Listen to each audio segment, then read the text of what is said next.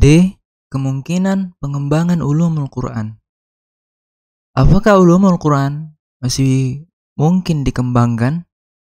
Misalnya kita ambil contoh kasus asbabun nuzul.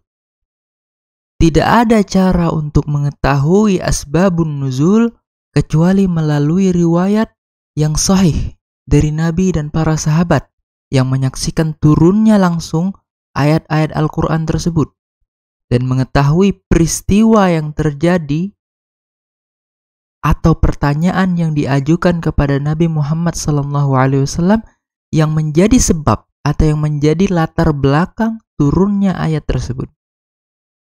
Al-Wahidi menyatakan tidak boleh berpendapat mengenai asbabun nuzul kecuali dengan berdasarkan kepada riwayat atau mendengar langsung dari orang-orang yang menyaksikan turunnya ayat tersebut secara langsung, mengetahui sebab-sebabnya dan membahas tentang pengertiannya serta bersungguh-sungguh dalam mencarinya.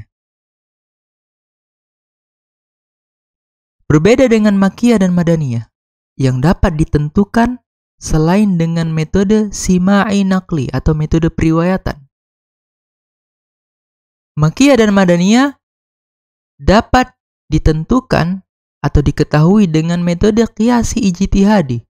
Artinya di samping melalui riwayat tentang tempat atau masa turunnya ayat-ayat Al-Quran, Makkiyah dan Madaniyah bisa ditentukan melalui ijtihad, yaitu melalui metode qiyas, tidak seperti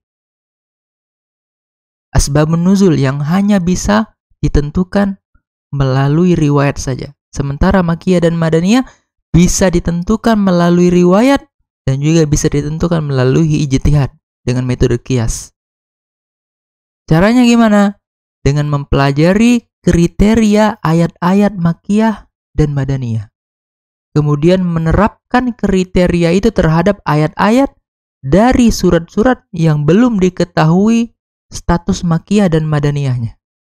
Tetapi apakah metode ijtihad juga bisa digunakan untuk menetapkan asbabun nuzul?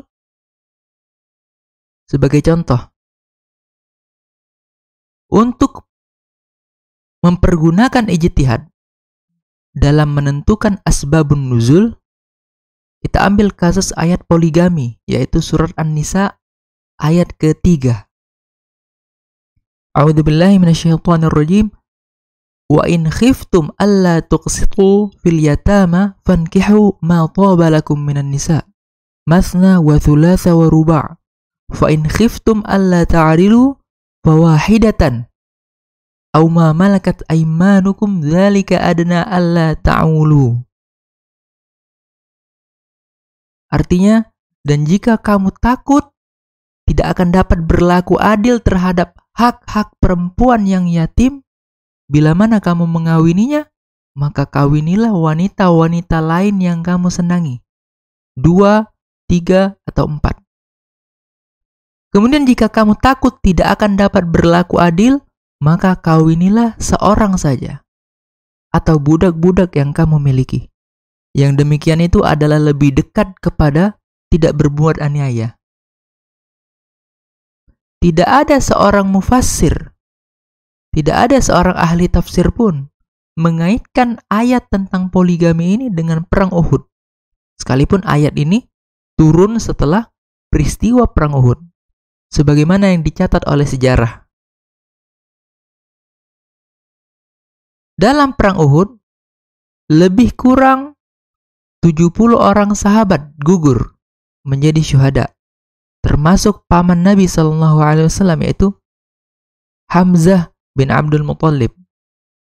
Jika diasumsikan 70 orang sahabat itu masing-masing punya satu istri, berarti ada 70 orang perempuan yang ditinggal mati oleh suami mereka.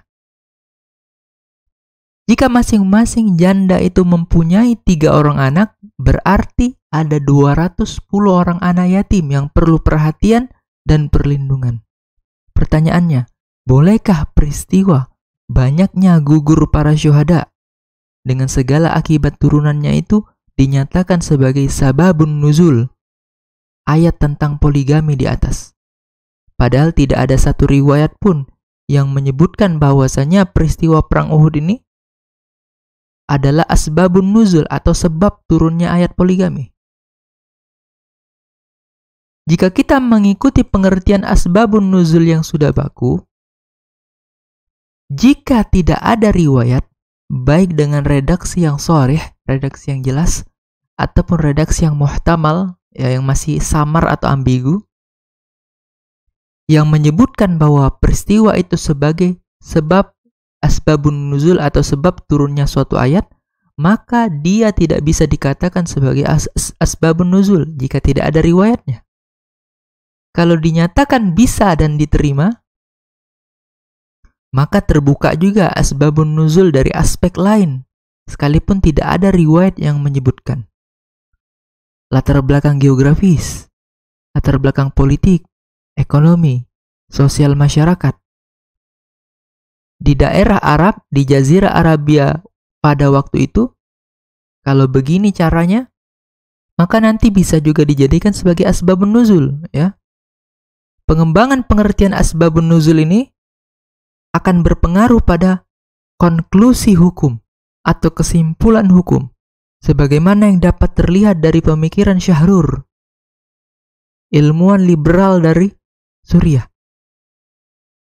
Bagi Muhammad Syahrur, poligami hanya dibolehkan dengan janda-janda yang ditinggal mati oleh suaminya saja atau armalah dan mempunyai anak-anak. Kecuali dalam kasus perang, di mana jumlah laki-laki lebih sedikit dari jumlah perempuan. Maka poligami dibolehkan dengan para janda yang ditinggal mati oleh suaminya, sekalipun tidak punya anak. Tetapi sebaliknya, sama sekali tidak boleh, yaitu menikahi janda yang ditinggal mati oleh suaminya tanpa memelihara anak-anaknya. Kasus seperti ini harus dilarang sama sekali. Ini hanyalah sebuah contoh bagaimana kemungkinan pengembangan Al-Quran.